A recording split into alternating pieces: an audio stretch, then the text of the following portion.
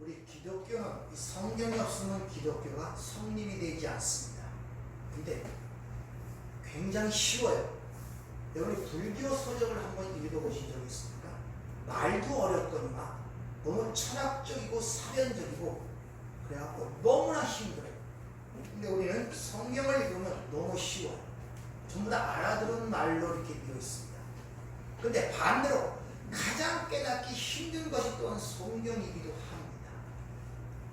바로 그렇기 때문에 우리가 성경 읽으면서도 많은 구조를 알고 있음에도 불구하고 수년에서부터 수십 년까지 하나님의 말씀을 듣고 성경 공부를 했음에도 불구하고 그 말씀이 마음에 닿지 아니하고 말 그대로 생명의 말씀으로 내 삶 속에 살아있지 못하는 그 이유가 뭐냐? 그것은 바로 하나님의 말씀을 보지를 못하기 때문에 그렇다는 것입니다. 자, 우리는 이 땅에 태어나서 죽은 자로 태어납니다. 그렇기 때문에 우리는 영원한 세계, 묵시의 세계와는 전혀 알지도 보지도 경험하지도 못한 자들이에요. 그러니까 우리는 이 땅에 태어나서 이 땅의 것을 먹고 이 땅의 것으로 체질화되고 이 땅의 것으로 우리의 생각과 사고가 형성이 되어 있단 말입니다. 그러면 하나님의 나라의 묵시의 것을 그들에게 가르치기 위해서는 그들이 경험하고 그들이 체험하고 그들이 이해하는 이 땅의 걸로 설명을 해야 돼요. 이 땅의 걸로. 그런데 그러면 그 이 땅의 것으로 설명할 때 그 이 땅의 것으로는 받기가 쉽습니다. 이 땅에서 배웠기 때문에 아주 익숙하고 쉽단 말입니다. 그렇게 받아버려요. 그러면 망하는 거예요. 마태복음 14장에 보면 천국의 비유를 말씀하시면서 이런 말씀을 하시죠. 제자들이 묻습니다. 어찌 그것을 비유로 말씀하십니까? 이렇게 제자들이 물으니까 주님이 이렇게 대답하십니다. 천국의 비밀은 아는 것은 너희에게는 허락되었으나 그들에게는 아니 되었느니라 이렇게 얘기해요. 그러니까 하나님께서 우리가 생각하는 것들, 오늘 보면서는 온유한자가 땅을 기업으로 받는다는 그 내용은 우리가 이 땅에서 배우고 경험하고 체험하고 내 생각과 사고로 이해하는 것들로 되어지지 않는단 말이에요. 그걸 비유로 얘기하는 거예요. 비유, 파라볼레. 근데 그것을 비유를 올바르게 받지 못하면 그것이 파라토마, 허물이라는 것입니다. 죄와 허물로 너희가 죽었다고. 영적으로 죽은 자들을 죄와 허물로 죽었고 그 허물이라는 단어가 피라토마, 파라토마. 그러니까 옆으로 던졌는데 그걸 다르게 받아야 되는데 그냥 그대로 받아버리면 그것이 허물이 되고 그것을 그대로 갖고 있으면 그것이 결국 파라피토, 멸망으로 이르게 된다는 것입니다. 성경 말씀은 우리가 아는 지식, 우리가 아는 이 땅의 것으로 이해하려면 절대 되지 않습니다. 그게 죽는 방법이에요.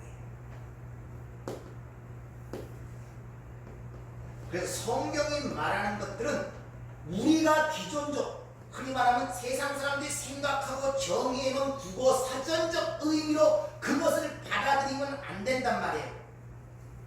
그래서 이 온유함이라는 것은 흔히 국어 사전적 정의로 어떤 성격이나 태도가 부드럽고 온유함을 얘기하는 것이 아님을 먼저 아셔야 돼요.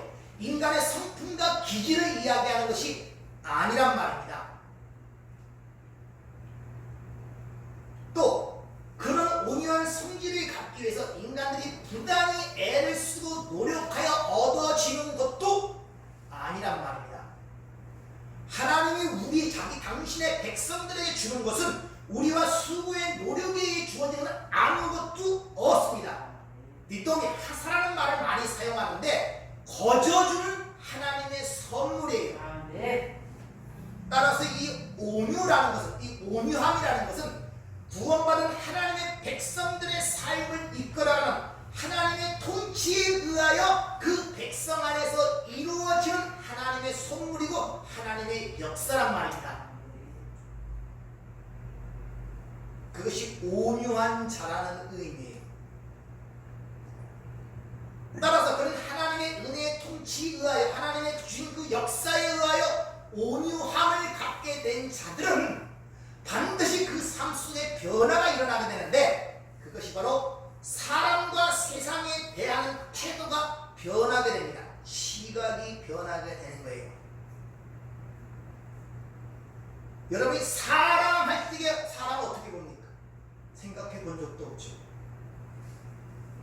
세상 할 때 세상을 어떻게 보니까? 어떻게 생각을 하고 있어요? 여러분, 사람이라는 것을 어떻게 생각하고 있습니까? 사람이 뭐예요?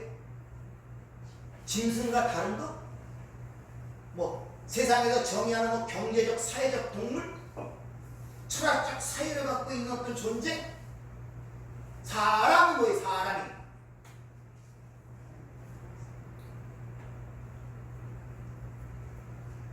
세상이 뭡니까? 우리가 하는 이걸 세상이라고 하잖아요. 이 세상이 뭐예요? 여러분이 지금 이 세상에 살고 있잖아요. 근데 그 세상이 뭔 줄 모르고 살고 있단 말입니다. 이게 얼마나 무지한 짓이에요.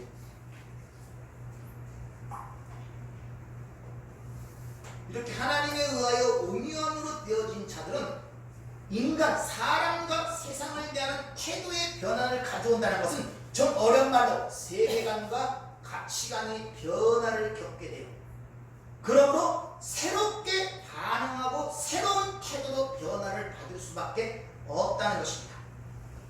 뿐만 아니라 우리 인생 속에서 가장 고통스러운, 즉 고난이라는 문제에 대해서도 마찬가지입니다. 고난이 닥칠 때 그 고난의 현실에 대하여 거기에 반응하는 태도도 역시 다르게 돼요. 고난의 문제를 다르게 보기 시작한다. 그것을 수긍하고 인정하며 오히려 감사하는 쪽으로 변화하게 되어 있는 것입니다. 범사에 감사하는 쪽으로 변화하게 되어 있습니다. 이것이 하나님의 은혜의 왕노릇하기 하여 여러분 안에서 온유함으로 되어지는 과정 속에 나타나는 삶의 변화란 말입니다. 그래서 온유한 자가 땅을 차지한다는 이 주님의 말씀은 시편 37편에 있는 말씀을 인용하여 쓰신 거라고 말씀을 드렸죠. 그러니까 온유한 자가 땅을 차지하는다, 온유한 자가 땅을 기업으로 받는다는 그 의미를 알려면은 그 인용에다 쓴 시편 37편의 내용을 어떻게 기록되어 있는가를 보면 그 말의 의미를 알 수가 있단 말입니다. 그 시편 37편의 내용에 의하면 그 땅은 의인들만 사는 땅이래요. 그리고 온유한 자들만 차지할 수 있는 땅이랍니다. 그러면 의인이란 말과 온유하다는 말이 같은 의미네요. 왜? 그 땅을 같이 차지하고 누릴 수 있는 자들이니까. 그러니까 마음이 오는 자는 곧 의인이라는 말과 같은 동격의 의미를 갖고 있단 말입니다. 그런데 그럼 그렇게 생각해 보면은 성경에는 의인이 없다, 하나도 없다고 얘기했는데, 그럼 또 다른 말로 바꾸면 온유한 자는 하나도 없다는 소리네. 그러면 이 땅에나 이 세상에나 하나님의 그 땅, 그 약속의 땅을 받을 자가 하나도 없다는 결론이 낳게 되잖아요. 근데 오늘 주님에 의하여 선언이 되는데, 복받은 자들이요, 그들은 온유한 자들, 그들이 땅을 기업으로 받았다고 선언을 하고 있습니다. 그렇잖아요. 그러면 온유한 자와 의인만이 그 땅을 누리고 차지할 수가 있는데, 우리가 그 땅을 얻었다는 이 말은 우리가 온유한 자고 의인이 되었다는 말과 같은 의미네요. 그럼 어떻게 그렇게 되었느냐? 바로 예수밖에 없다. 예수가 유일한 의인이고 유일한 온유한 자로서 예수 안에서 그 땅을 받았다는 거예요. 자, 그러면 예수님이 받은 땅이 무엇인가를 알면 그것이 바로 내가 받은 땅이 되겠네. 왜? 예수와 연합되어 우리가 받았으니까. 내가 온유해서 의로워서 그 땅을 받은 것이 아니라 예수 안에서 받은 거기 때문에 예수가 받은 땅이 곧 내가 받은 땅과 동일한 땅이란 말입니다. 그래서 주님께서 요한복음 14장에 보면 하나님이 너희를 위하여 처소를 예비하러 간다고 말씀 시작이 됩니다. 14장, 15장, 16장, 19장까지 쭉 그 긴 강론 속에서 제일 시작하는 것이 내가 너희를 위하여 처소를 예비하러 간다. 근데 그 처소라는 것은 하나님과 하나님의 백성이 함께 거하는 곳을 처소라고 해요. 근데 그것을 이 지상에서, 이 현세 세상에서 어디를 얘기합니까? 교회를 얘기합니다. 예수님이 받은 땅은 교회, 성도를 의미합니다. 아, 네. 그럼 우리가 받은 땅도 역시 성도, 내 자신이겠네요. 아, 네. 그래서 구약의 일관된 언약의 핵심이 너희는 내 백성이 되고 나는 너희 하나님이 되라. 또 다른 말로 너희는 내 처소가 되고 하나님은 내가 너희의 처소가 된다는 그런 말이 구약에 일관되게 나타나는 이유가 거기 있단 말입니다. 아, 네. 즉 우리가 받은 땅이 누구라고요? 교회와 성도. 나란 말입니다. 나. 네. 그래서 너희가 하나님의 성전이라고 고린도서 3장 16절을 우리에게 일러주고 있단 말입니다. 아, 네. 이게 이 말씀이 인지가 돼도 질문이 가야 돼요. 질문이 가게 되면 선택을 할 수가 있어요. 이거냐 저거냐. 이제 질문이 가지 않으면 아무것도 없어요. 질문이 없는 세상이 되면 안 된단 말입니다.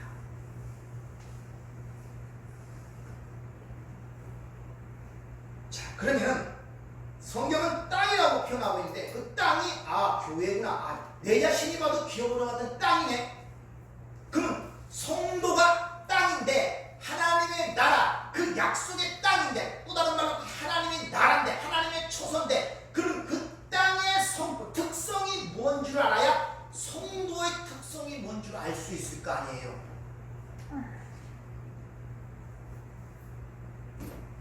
너희가 내가 거할 초소야. 너희가 땅이야. 너희가 바로 나의 기업이야. 이렇게 얘기했단 말이다. 근데 인간의 기업이다. 이게 그러면 그 땅, 이 땅에서 보이는 그 땅의 특성을 알아야 그 땅을 상징하는 바로 우리 성도, 하나님의 백성, 교회의 특성이 뭔가를 이해될 거 아닙니까?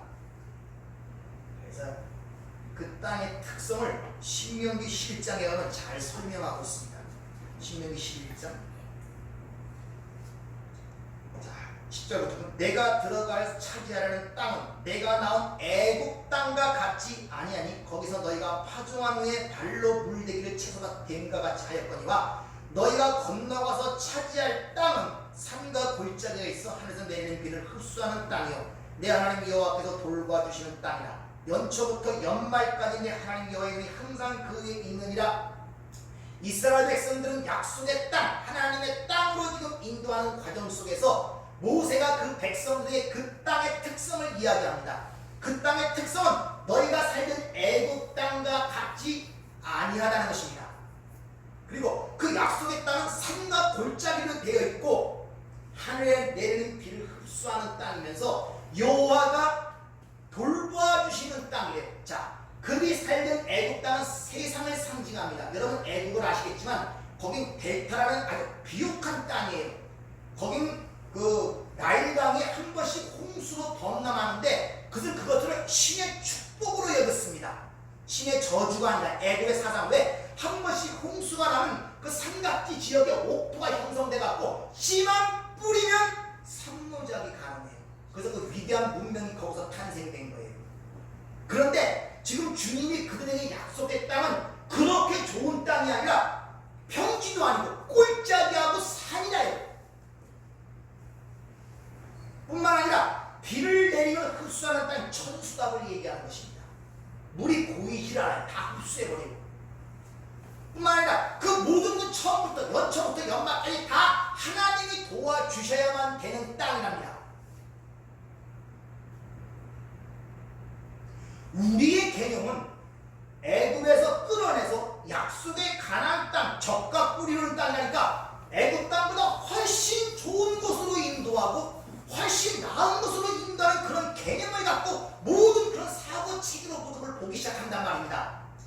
내가 생각하고 내가 판단하는 것들을 거기에 적용을 시키는. 그러니까 하나님이 인도하시는 가나안 땅 훨씬 애굽 땅보다 좋은 땅이라는 얘기인데 거꾸로 얘기하면 애굽 땅과 같지 않아요. 더 나빠요. 산과 골짜기를 이뤄줄 뿐만 아니라 비만 내리면 천수답처럼 돼서 다 흡수하거나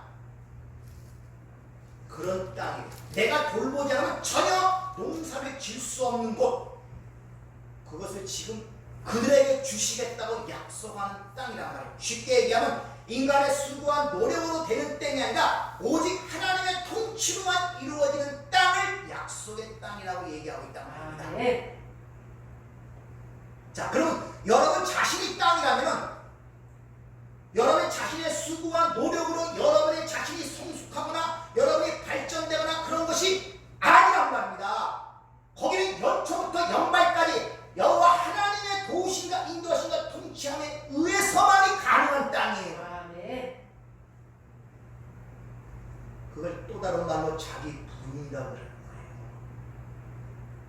쉬운 말로 너희가 들어가는 땅은 하나님이 왕이 된 땅이기 때문에 네가 주인이었던 그것을 완전히 파괴시키겠다는 거예요. 그런 의미로 주어졌는데 그런 의미를 모르니까 애굽 땅보다 훨씬 적각꿀이, 그러면 적각꿀이 뭔지도 모르고 적각꿀이 하는 땅, 농사지면 100배 농사를 먹고 열매를 맺는 땅, 뭐 이런 개념으로 생각하고 보니까 망하는 거예요, 신앙생활들이.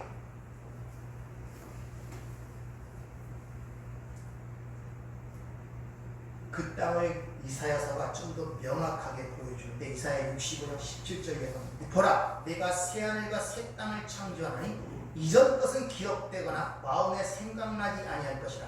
너희는 내가 창조하는 것을 말미암아 영원히 기뻐하며 즐거워할지라. 보라 내가 예루살렘을 즐거운 성으로 창조하며 그 백성을 기쁨으로 삼고 내가 새 예루살렘을 즐거워하며 나의 백성을 기뻐하리니 우는 소리와 부르짖는 소리가 그 가운데 다시는 들리지 아니할 것이며 새 하늘과 새 땅이랄 것입니다.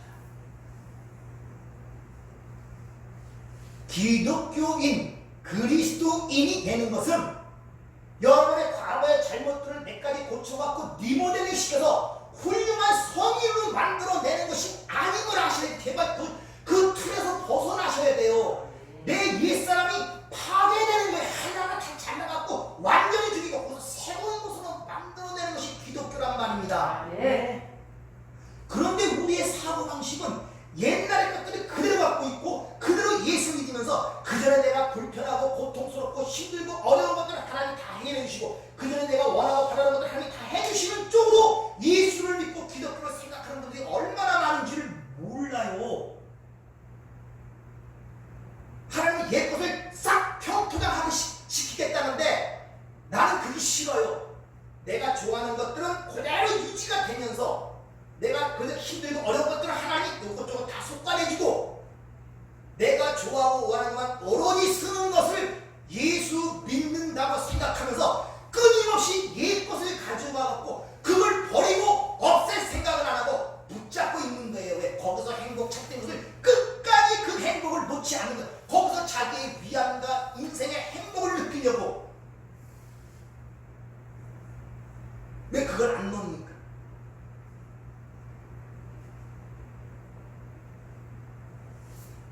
내가 길이요, 내가 생명이요, 내가 평안이요, 내가 기쁨이라고 했는데 어디서 기쁨을 찾고 어디서 평안을 찾고 어디서 행복을 찾느냐 말이에요. 여러분들 어디서 마음의 위안을 얻습니까? 자식으로부터? 그게 영원합니까? 한 일주일 갑니까? 남편으로부터요? 그게 한 달 가요? 근데 끊임없이 그걸 안 가요. 거기서부터 위안을 찾으려고 그러고 거기부터 삶의 목적과 희망을 갖고 끝까지 붙들고 안 가요. 왜 그걸 안 넣습니까? 왜? 예수를 만난 기쁨이 있었어야지. 예수가 주는 평안을 맛봤어야지. 하나님이 주는 위로를 맛본 적이 있어야지 그걸 놓든지 말든지 하지.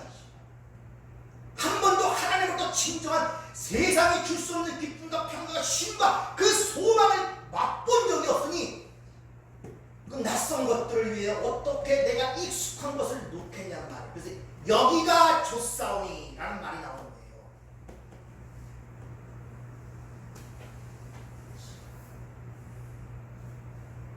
그래서 구약을 많이 좋아해요.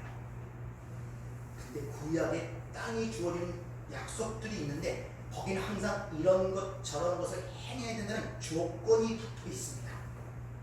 아시겠습니까? 여러분이 좋아하는 신명기 18장 한번 읽어보세요. 거기 조건이 어떻게 붙어있나. 거기 차지하려면 그거 다 지키세요. 그거 받으려면. 근데 오늘 본문 주문이 일방적으로 복 있는 자야 너희가 땅을 기업으로 받는다고 선언을 하고 있단 말입니다.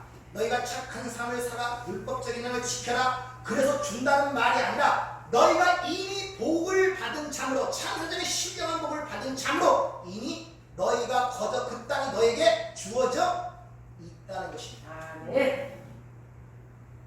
미운 오리 새끼 동화하십니다. 그 미운 오리 새끼는 본인이 못 깨달았을 뿐이지 원래부터 백조였단 말입니다. 여러분 오리 새끼와 섞어 살았지만 그 자신은 몰랐지만 원래부터 백조였어요. 그가 깨닫고 뭐 어떻게 해갖고 백조가 된 게 아니라니까요. 여러분들 사도 바울이 그렇게 예수 믿는 사람들 잡아다 죽이고 핍박했잖아요. 그 후회스러운 인생을 살았습니다. 내중에 알고 보니까 나는 어머니 그때도 어머니 태중에서부터 하나님의 백성이었네. 네. 이걸 하나하나 알고 계시냔 말이에요. 네. 그때도 내가 하나님의 선택된 백성의 효과를 깨닫고 계시고 그 은혜를 발견하고 감사하는 것이 되냐 말입니다. 이게 되지 않으면 앞으로 보지 못하는 이 미래, 앞으로 우리에게 놓여있는 이 길이 굉장히 힘이 들어요. 왜? 과거를 통해 완전하게 다져진 경험을 통해서 하나님과의 경험도 다져진 그 도리들 절대 변하지 않습니다. 그걸 디딤돌로 나갈 수가 있는데 과거를 돌아봐도 없고 미래는 더욱더 더 모르죠. 그러니까 항상 오늘에서 안주하면서 바들바들 떠는 거예요. 오늘이라는 곳에서 바들바들 떠는 내일의 희망도 보이지 않고 과거를 통해 하나님을 보고 발 디딜 곳도 없고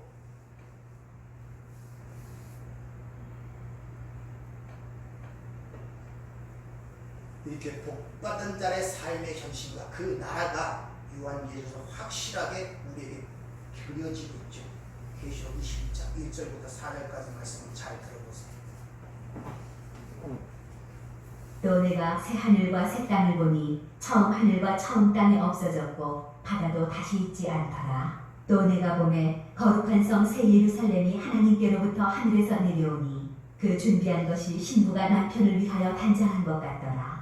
내가 들으니 보좌에서 큰 음성이 나서 이르되 보라 하나님의 장막이 사람들과 함께 있으매 하나님이 그들과 함께 계시리니 그들은 하나님의 백성이 되고 하나님은 친히 그들과 함께 계셔서 모든 눈물을 그 눈에서 닦아주시니 다시는 사망이 없고 애통하는 것이나 곡하는 것이나 아픈 것이 다시 있지 아니하리니 처음 것들이 다 지나갔음이로라. 믿으십니까? 네. 잘 보시면 남편에게 단장한 신부 같다고 묘사한 거룩한 성 예루살렘이 이 땅에서 만들어져서 용이 승천하듯이 하늘로 올라가는 것이 아니라 어디서 내려온다고요? 하늘에서 내려온다는 거죠. 어떻게 묘사하는가를 잘 보세요. 우리가 이 땅에서 수고하고 노력하고 애를 써서 만들어서 올라가는 것이 아니라 용이 되어 올라가는 것이 아니라 이미 완성되어진 것이 현재 세상 속에서 보여지고 내려오는 것이란 말입니다. 네. 따라서 우리의 인생을 바라보는 시각도 완성된 그곳에서 내가 어떻게 이 자리에 있게 됐는가를 이 땅에서 눈으로 보고 경험하고 체험하는 삶을 살아가는 것. 심지어 거기까지 죽음을 맛보면서까지 그래야 살았다는 것이 뭔지를 알고 그 죄라는 것이 뭔지를 알고 하나님의 아들이 왜 십자가에 죽으셔야 하는 십자가의 필요성이 왜 필요했는가를 깨닫는단 말입니다. 그래서 재벌을 보면은 그 안에 그 집에 혈통이기 때문에 가만히 있어도 거기에 이어갔습니다. 그럼에도 불구하고 그를 내 밀당 사원 쪽으로 내려보내는 거예요. 그를 회장을 만들기 위해서 내려보내는 것이라 이미 회장의 직분과 신분을 갖고 있음에도 불구하고 그 자리가 그냥 이루어진 자리는 아님을 거기서 배우고 깨닫도록 하기 위해서 이렇게 내가 창세전에 묵시서서 완성된 내 신분과 위치를 모르니까 이 땅에서 잠시 보여주는 그것에 의하여 항상 이리 휘둘리고 설이 휘둘리고 세상이 끝난 것처럼 살아가는 거예요. 자기 신분과 위치를 모르는 거예요. 그게 확실치가 않거든요. 그래서 보이는 것은 나타난 것으로 말미암아 된 것이 아니란 말입니다, 여러분들. 이 세상을 이해하려면 이 세상은 없어 멸망하기 위해서 창조된 거예요, 여러분들. 아시겠습니까? 영원하게 세우기 위해서 만들어진 이 세상, 이 첫 번째 세상이 아니라 오늘 새하늘에서 처음 것은 사라지게 되어 있다 그러잖아요. 그럼 왜 멸망할 것을 창조했냔 말이에요. 왜 하나님께서 쓸데없이 멸망할 것을 왜 창조했습니까? 왜 만들어서 그걸 통해서 뭘 가르치기 위해서? 뭘 가르치기 위해서? 이 세상을 멸망시키기 위해서 창조한 거라고 성경이 얘기하는데, 그럼 멸망시키기 위해서 하나님이 왜 그 창조의 목적이 뭐예요 도대체? 뭘 하기 위해서 멸망될 것을 만들어 놓으셨냔 말이에요. 모델하우스를 아주 잘 지었어요. 그건 가건물이 철거. 내중에 철거된 것을 왜 세워놓습니까? 영원한 집이 아니잖아요. 어느 지나가면 다 철거시킬 거 아니에요. 근데 모델하우스를 왜 저넣습니까? 예? 이걸 통해서 뭘 보라고? 네 들어갈 집을 보라고. 미리 보라고. 미리 확인하라고. 이 신체가 세워지는 가건물은 아낌없이 철거되는 거예요. 그럼 이게 없어지. 가건물 같은 이 세상을 통하여 영원한 세상을 바라보도록 하나님이 만드셨는데, 이걸 통해 그건 보지 못하고 그냥 보이는 세상에서 여기서 어떻게든 그냥 버텨보려고, 여기서 어떻게든 영원히 살라고, 여기서 어떻게든 부자가 되려고, 여기서 어떻게든 남들과 칭송받으려고 뚜그뚜그지는 거야. 그러니까 힘든 거예요, 여러분들. 여러분이 육신도 장막이라고 템트라고 그래. 장막 벗겨질 것, 벗어질 것. 육신도 장막이라고 그러잖아요, 성경에서는. 근데 왜 거기에 관심이 없어요? 여러분이 어떤 신분인지를 아십니까? 여러분이 어떤 사랑을 하나님 베푸신지를 아십니까? 얼마나 하나님이 성실하신가, 열심히 여러분 삶 속에 있는지를 거의 간파하십니까? 성경의 표현대로 줄지도 주무시지도 아니하시면서 7~3일 동안도 나를 내려주지 않고 머리털까지 세신받으시면서 우리를 교훈하고 이끌어가시는 그 하나님을 인자란 말이 삶 속에서. 근데 그런 하나님은 어디가 있는지 안 보여요. 그저 잠시 왔다가는 세상 속에 있는 그것들. 때로는 우리에게 행복을 줄 수 있는 요인, 인간적 행복과 감정을 자극해서 행복을 줄 수 있는 요인도 될 수 있고, 고통을 줄 수 있고, 뭘 가르치기 위하여 교보대와 도구로 주어진 것들인데, 그것이 마치 내 삶 속에 영원한 것처럼 붙들고 거기에 얽매여서 안 놓는 거예요. 그래서 힘들어요.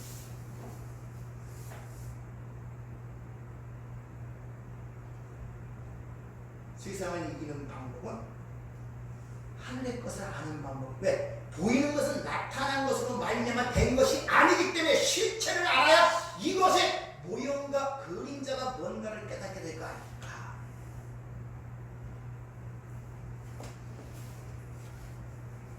그래서 성경을 보면은 항상 두 개가 상반돼서 나타나죠. 세상을 상징하는 바벨 성의 색동이 창세기 11장에 드러나죠. 그 땅과 인간이 하나님 고집 꼭대기에 올라가는 인간의 땅, 바벨탑과 그 다음에 12장 약속, 하나님의 백성들에게 주어진 약속의 땅의 대조에서 계속 드러나요. 그래서 그것이 한 족장과 이방인, 또 한 민족과 이방 민족과 대조에서 계속 성경은 이끌어갑니다. 요한계시도 우리가 배웠지만 마찬가지 아닙니까? 이 세상을 상징하는 바벨론과 새하늘과 새 땅이 대조되면서 성경에 그려지고 있죠.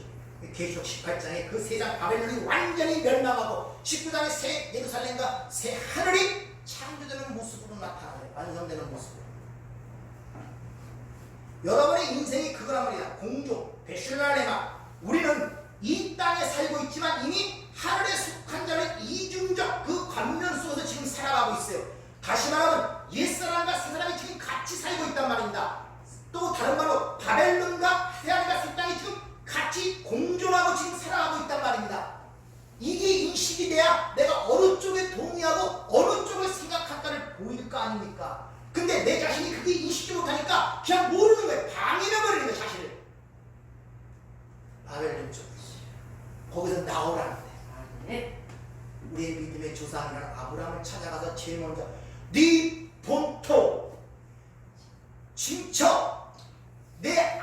집을 떠나.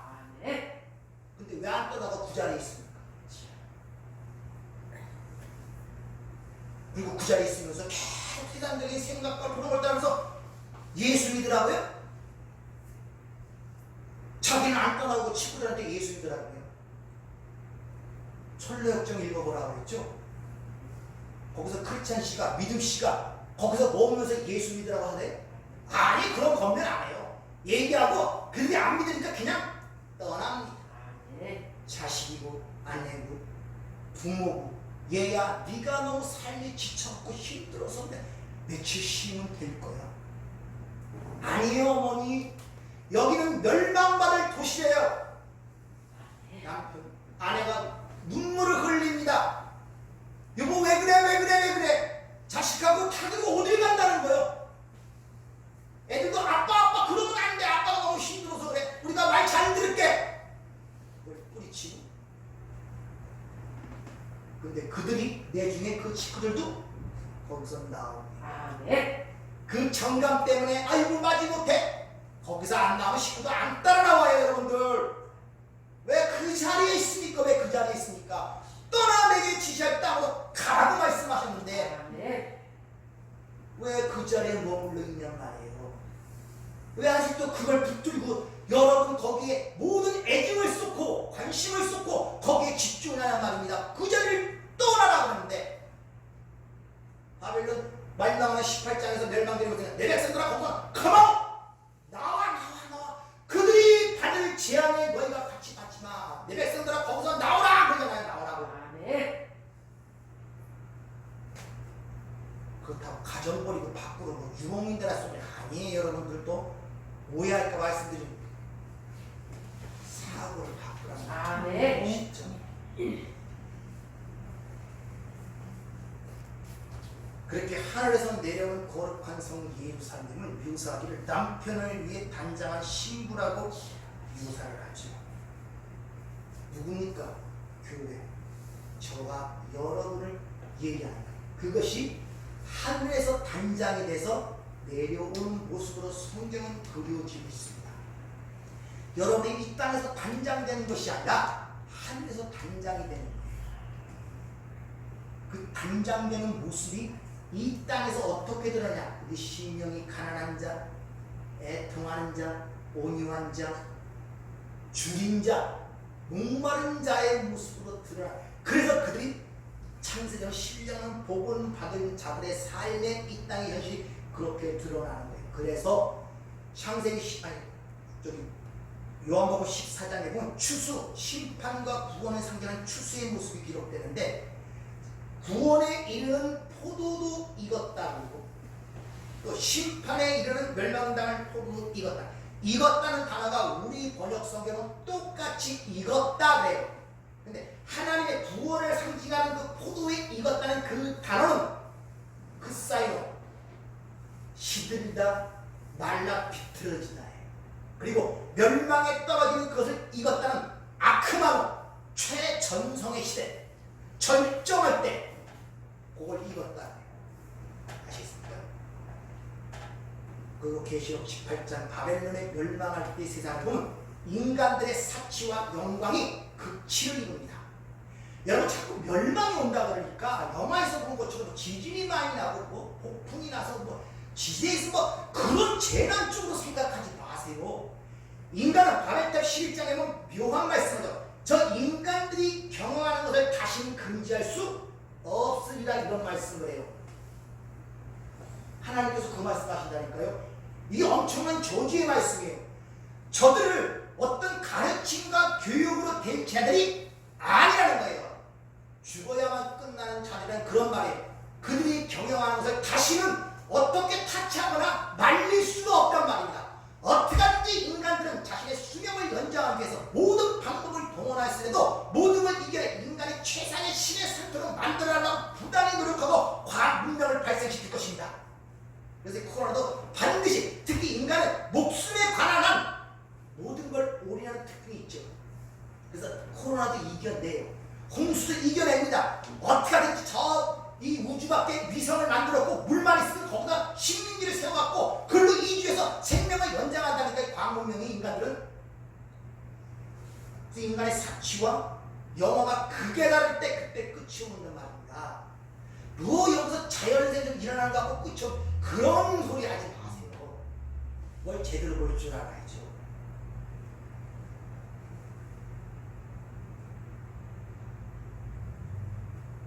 따라서 여러분들이 종말이 온다는 것을 우리가 생각하고 뭐 만화나 동화에서 얘기하는 것처럼 주님이 첫째 기근과 지진이 있다고 미리 말씀하셨고 그런 지진은 노아 때도 있었고 아브라함 때도 있었고 소돔과 고모라 때도 있었습니다. 근데 그 재난의 시작이라 그랬어요. 시작. 종말이라는 것은 예수님이 다시 오실 때 그때 종말이 아니라 이미 주님이 십자가에 죽으시고 부활 승천하셨을 때부터 종말이 시작된 거예요.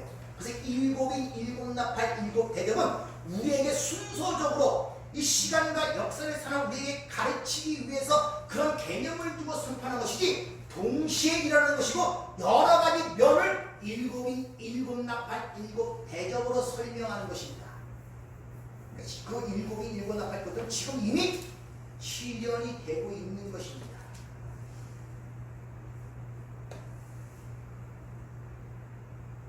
하나님께서는 에스겔 선지자에 대해서 그 고국 땅으로 데려가 들어가는 그 모습을 이렇게 설명하십니다. 에스겔서 36장 24절부터 28절까지 보죠. 뭐라고 말씀하십니다. 어떻게 그 땅으로 데려가십니까? 내가 너희를 여러 나라 가운데에서 인도하여 내고 여러 민족 가운데에서 모아 데리고 고국 땅에 들어가서 맑은 물을 너희에게 뿌려서 너희로 정결하게 하되 곧 너희 모든 더러운 것에서와 모든 우상 숭배에서 너희를 정결하게 할 것이며 또 새 영을 너희 속에 두고 새 마음을 너희에게 주되 너희 육신에서 굳은 마음을 제거하고 부드러운 마음을 줄 것이며 또 내 영을 너희 속에 두어 너희로 내 율례를 행하게 하리니 너희가 내 규례를 지켜 행할지라. 내가 너희 조상들에게 준 땅에서 너희가 거주하면서 내 백성이 되고 나는 너희 하나님이 되리라. 하나님께서 죄의식으로 쫓았던 당신의 백성들을 다시 고국 땅으로 데려가 들어가서 그들을 물로 씻겨 깨끗하고 정결하겠다는 새 언약을 말씀하시는데 여기서 그들을 물로 씻어 어떻게 만드냐면 새 마음 또 새 영, 내 영을 너에게 준다고 그러죠. 전부 다 새로운 것들이에요. 아시겠습니까? 그 옛사람을 고쳐서 만드는 것이 아니라 새로운 것들은 새 마음, 새 영, 거기다가 그 영이 우리 안에 들어와서 율례를 행하게 한다. 연합을 얘기한단 말입니다. 근데 거기서 너를 물로 깨끗하게 씻어 이런 말씀을 하시죠. 왜? 하나님의 땅은 거룩한 땅이기 때문에 부정한 자는 절대 들어갈 수가 없습니다. 자, 그럼 물로 씻는다는 이 말의 의미를 우리가 잘 이해를 하려면은 레위기에 나오는 유출병에 대한 규례를 여러분 이해하시면 쉽습니다. 레위기 15장에 보면 여인이 월경을 하거나 또 지속적으로 유출병을 앓는 자들을 부정한 자라 그러면서 그런 자와 접속된 모든 것들은 사람이고 사물이고 다 부정한 것이다 그래요. 그러면서 계속 반복하여 그를 물로 씻어 깨끗하게 하라는 말씀이 반복되어 뒤에 드러나는 것을 우리가 볼 수 있단 말입니다. 이것을 근거로 하여 지금 에스겔 선지자를 통하여 새 언약이 그들에게 주어지고 있는 것입니다. 성경에 보면 여자들이 하이라는 것은 항상 부정하다고 그러죠. 그게 왜 부정한? 그게 왜 부정? 또 죄 짓는 겁니까? 근데 왜 부정하다? 그 이유를 민수기가 이렇게 얘기합니다. 민수기 35장 33절. 너희가 거주하는 땅을 더럽히지 말라. 피는 땅을 더럽히나니 피임을 받는 그 땅은 그 피를 흘리게 한 자의 피가 아니면 속함을 받을 수가 없는다. 너희는 너희가 거주하는 땅, 곧 내가 거주하는 땅을 더럽히지 말라. 나 여호와는 이스라엘 자손 중에 있습니다. 즉 하나님의 거룩한 땅은 인간의 피가 닿으면 불결해진다는 것입니다. 더러워진다는 것입니다. 그럼 피가 땅을 더럽게 한다는 그 말의 의미를 이해를 해야 될 거 아니에요. 그러니까 땅에 피를 했다고 그 땅이 더러워진 거예요. 이게 무슨 의미입니까 도대체?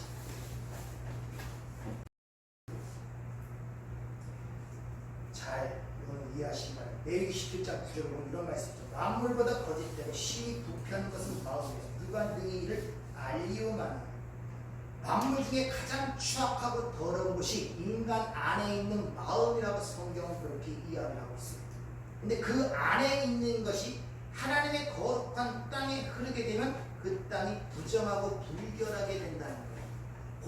가르치기 위해서 마음이 뭔지를 모르잖아요. 그래서 생명을 상징하는 피가 흐르면 그게 부정하다는 걸 가르치기 위해서 모형적으로 피가 땅에 흐르게 되면 그 땅이 부정한 것이다 이렇게 이야기를 합니다. 그래서 주님께서 신약에 보면 사람의 속에서 나온 것들이 다 더럽게 한다고 그러죠. 우리 안에는 의나 선을 행할 것이 요만큼도 없다고 주님이 친히 말씀하십니다. 그러니까 인간에게 닿는 모든 것들은 다 불결하고 부정하게 되는데 특히 하나님의 거룩한 땅은 말할 나위가 없죠.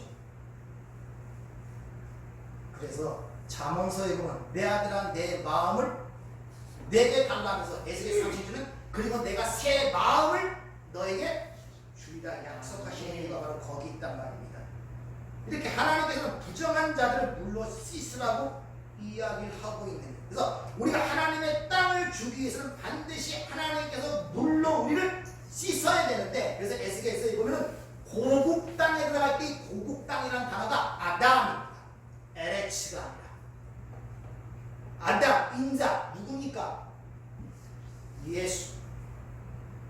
그 고국 땅이 예수 안으로 내가 너희를 들어보내서 예수의 피로 너희를 깨끗게 하겠다는 말의 의미가 에스겔에서 새 언약이고 그거 약속을 성취하기 위하여 보혜사 성령을 보냄으로 말미암아 새 마음과 새 영을 주시고 하나님은 우리를 거처로 삼으시고 우리를 성전 삼으신 것을 지금 에스겔 선지자를 통해서 얘기를 하는 이유가 바로 거기 있는 것입니다.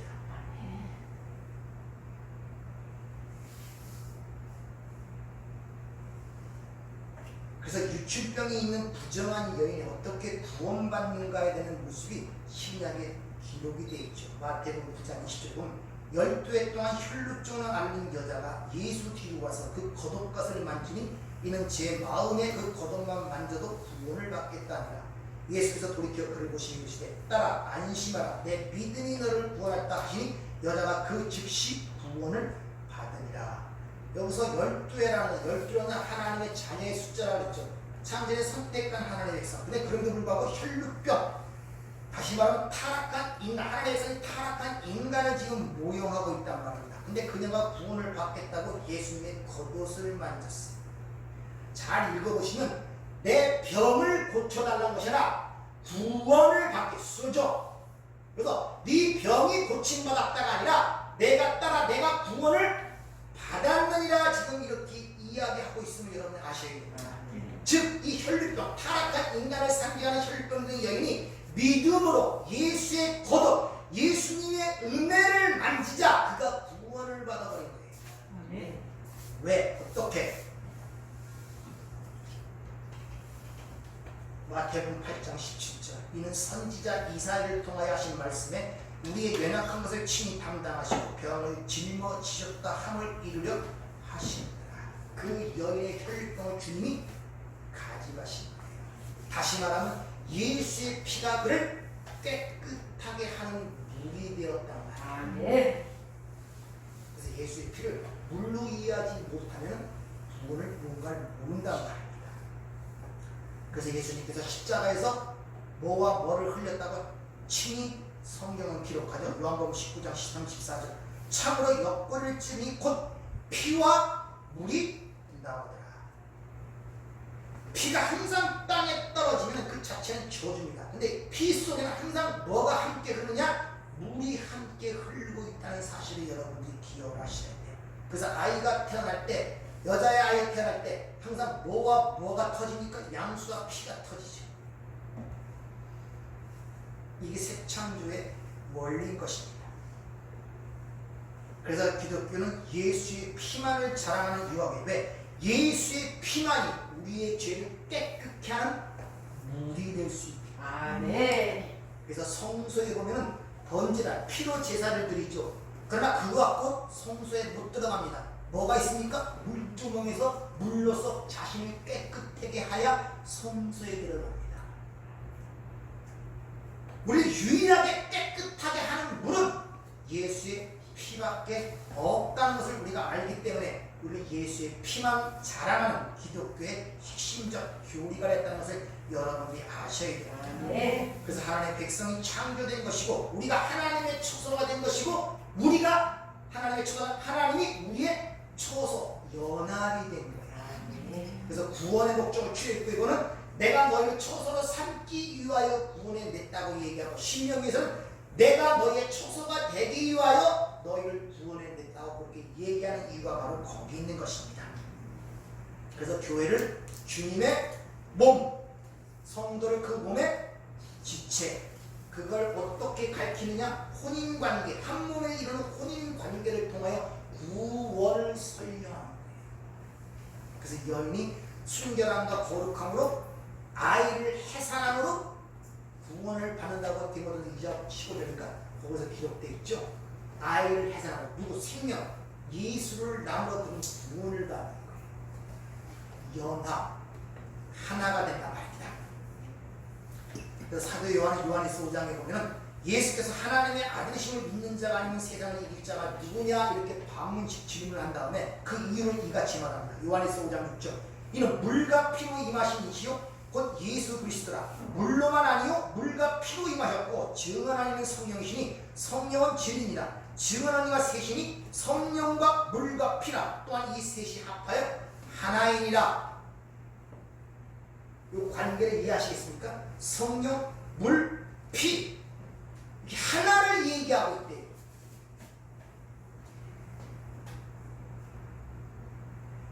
예수의 피가 물로, 즉 진리로 이해되지 아니하면 안 돼요. 반드시 예수의 피는 진리로 이해돼야 깨끗함을 받습니다. 근데 그걸 누가? 성령이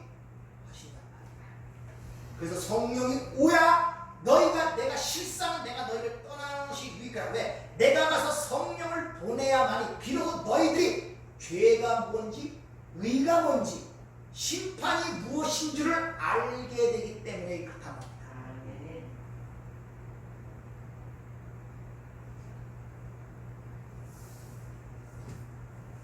따라서 우리는 이 세상을 살아가면서 예수의 피, 예수의 피, 예수의 피로 내 죄가 깨끗함을 받았다는 그 말의 의미를 여러분이 실제로 이해를 하셔야 삶 속에서 변화가 일어나요. 죄가 뭔지도 모르고 의가 뭔지도 모르고 그 막연히 살아가기 때문에 삶의 변화나 그 삶의 능력이 드러나지 않는단 말입니다. 그렇게 구원의 현실을 이해하고 그 예수의 피로 물로 깨끗함을 받은 하나님의 백성들은 이 땅에서 보여주는 어떤 고난과 굴욕과 복종과 그런 고통 속에서도 하나님의 신실하심을 신뢰하게 됩니다. 반드시 그 뭔가를 이해하게 되면 그런 사람들은 이런 고백이 드러납니다. 시편 46편 1절부터 3절까지. 하나님은 우리의 피난처시요 힘이시요 환난 중에 만날 큰 도움이시라. 그러므로 땅이 변하든지 산이 흔들려 바다 가운데 빠지든지 바닷물이 솟아 뛰놀든지 그것이 넘침으로 산이 흔들릴지라도 우리는 두려워하지 아니하리로다. 이것이 온유한 자의 모습이다. 이걸 땅으로 기업으로 받은 자의 삶의 모습이란 말이에요. 그래서 주님께서 바다 위를 걷는 그런 기적과 표적이 잘 나타나는 거예요. 풍랑이 있는 그 파도 속에서 주님은 그 안에서 주무시잖아요. 근데 제자들은 이리 뛰고 저리 뛰는 거예요. 우리가 죽게 되었나이다. 주님의 돌아보지 하시는가. 또 바다 위에 얘기 나오죠. 풍랑에 애를 쓰고 막 풍랑 속에 고통하는데 저기서 주님이 풍랑 위를 걸어오시는 주님을 보는 거예요. 주님이 시켜도 나를 명하여 오라하소서. 거기까지는 좋습니다. 발을 띄고 나가는데 그 주님 바라보던 눈이 주위의 풍랑의 눈으로 돌아가자 빠져버리죠. 그러죠. 왜 의심하느냐? 이렇게 그리고 건져내시는 거예요. 여러분들은 이 풍랑하는 이 바다를 지금 건너가고 있는데, 그런데 문제는 그 풍랑을 벗어나느냐 안 벗어나느냐가 중요한 게 아니란 말입니다. 거기서 누굴 바라보고 걸어가냐가 중요한 거예요.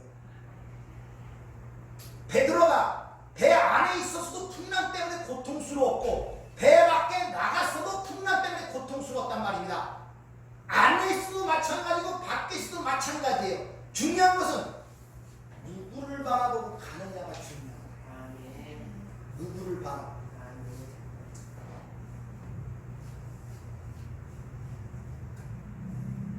이렇게 하나님에 의하여 말씀 안에서 하나님의 약속을 붙잡게 되면 어떤 환난과 굴욕과 고통 속에서 확고한 믿음의 자리에서 두려워하지 않게 됨으로 말미암아 자기 인생의 모든 많은 문제들을 하나님께 의탁하게 되고 맡기는 부분들이 점점 많아집니다. 아멘. 그것이 여러분들의 현실이고 교회의 현실이라고 합니다. 따라서 성도는 이미 이 땅에서 예수 안에서 그 기업을 받은 자기 때문에 하나님 나라가 여기 있다 저기 있다 너희 안에 있다고 말씀하신 이유가 왜? 그 땅에서 이미 우리는 온유한 자가 되었기 때문에 이것을 오늘 주님께서 온유한 자는 복이 있나니 땅을 기업으로 받을 것이다 라는 말씀 속에 함의된 이야기랍니다. 좀 땅에 대한 이야기 좀 이해가 생기십니까? 아멘. 땅에 대한 신구약 전체 이야기예요. 약속의 땅, 새하늘과 새 땅에 대한 이야기. 우리는 이미 거기에 완성된 존재로 있단 말입니다. 항상 기억하시지만 우리는 이 역사와 시간이라는 속에 살아가기 때문에 현재, 과거, 미래라는 어떤 이 여정이 있어요. 그러나 그 영원한 세계는 여정이라는 게 없어요. 하나님의 말씀이 곧 완성입니다. 거기서 하나님의 뜻이 곧 완성이란 말입니다. 뭐 이것저것 준비하고 만드는 그런 세계가 아니란 말입니다. 그럼 이미 창세전에 하나님의 복을 받았다는 것은 이미 완성됐다는 거예요. 그러면 그 안에 있는 자들이 왜 그 안에 있게 되었는가를 가리키기 위해서 이 세상을 만들고 멸망받을 없어진 가공을 모형을 모델하우스를 만들고 거기에 어떻게 그러냐 하나님을 떠난 죄인의 모습으로 실상으로 그 안에 보내를 만든 거예요. 마치 원래 혈통은 백조인데 미운 새끼, 오리 새끼로 보내버리는 거란 말입니다. 그런 과정에 미운 오리 새끼 가운데 여러 가지 곤란과 파탄과 갈등 속에 살다가 어느 날 갑자기 하늘에 나는 백조를 보고 자기의 모습을 보고 내가 여기에 속해 있지 않음을 깨닫게 되는 순간에 자기가 그렇게 고통스럽던 여러 환경과 여건이 다 다르게 보이기 시작한단 말입니다. 아멘. 그것을 여러분의 신앙생활을 통해서 조금씩 경험해 가셔야 돼요. 아멘. 그래야 예수 믿는 맛이다. 우리는 예수 믿으면서 그런 것들을 맛보지 못하면 어쩔 수가 없어요. 세상의 기쁨을 취해야 되고 세상의 평강과 세상의 행복을 맛봐야 되고 이 힘든 세상을 살아갈 요만한 뭐라도 꼬투리도 있을 거 아닙니까? 근데 예수로부터 그런 걸 맛보지 못하니까 계속 이 보이는 것에 집착을 하고 거기에 그물이 터지고 거기에 엮여 있는 거예요. 자꾸. 그래서 하나님께서 여러분 삶 속에 오시는 그 모든 것들 새로운 것들 새 영, 새 마음, 새 지식 결국 새 몸까지 새롭게 주시는 것과 뭔가를 여러분이 인지하고 깨닫게 될 때 그만큼 비워나가는 것입니다. 하나님 얘기해요. 여러분이 이렇게 보면은 이 공간이 있죠. 이 공간에 비었습니까? 여기 지금 공간에 비어 있어요? 비었다고 생각하죠. 전부 다. 왜 안 보이니까? 여기 보이는 걸 담아야 있는 걸 담아야 차 있다 그러잖아. 근데 여기 뭐가 있습니까? 없습니까? 지금 여기 뭐 있습니까? 없습니까? 공중에.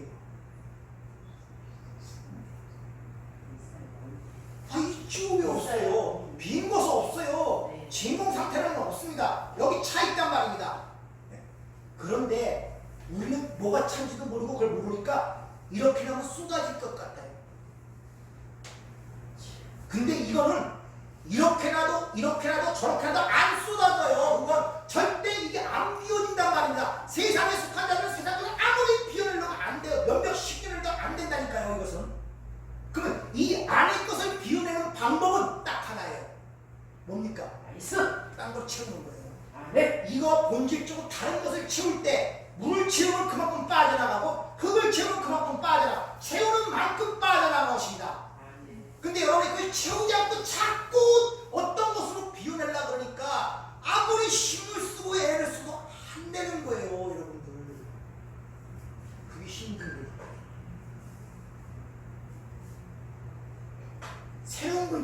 채워진다니까요. 아, 네. 이 세상으로 채워진 것들은 이 세상과 다른 존재의 것, 본질의 것을 채울 때만 이 세상 것이 그만큼만 빠져나갑니다. 그만큼만. 아시겠습니까? 세상 것으로 꽉 채워진 이곳이 세상 것으로 딴 걸로 못 집어넣어 똑같단 말입니다. 그게 그거란 말입니다. 이 세상과 전혀 다른 것, 본질이 다른 것이 들어오는 만큼 그것이 빠져나가는 것. 그것이 여러분의 삶의 반을 흡수해 들어갈 때 여러분의 삶이 그 새로운 본질에 의하여 장악이 돼 나가는 것입니다. 네. 그럼 어느 쪽에 신경을 써야 돼요? 새로운 본질에, 그래서 위의 것을 생각하고 위의 것을 찾으라고 권면하는 거예요.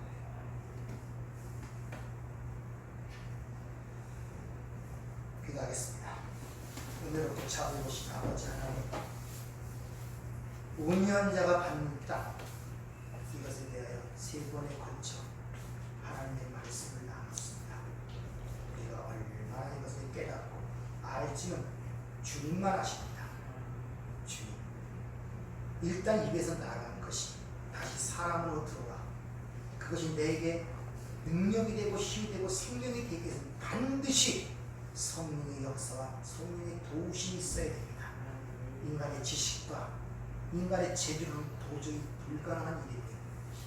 우리 안에 계신 진리의 그 성령께서 이것이 우리의 삶의 힘과 능력과 생명이 되도록 저희들을 축복하여 주시옵소서. 네.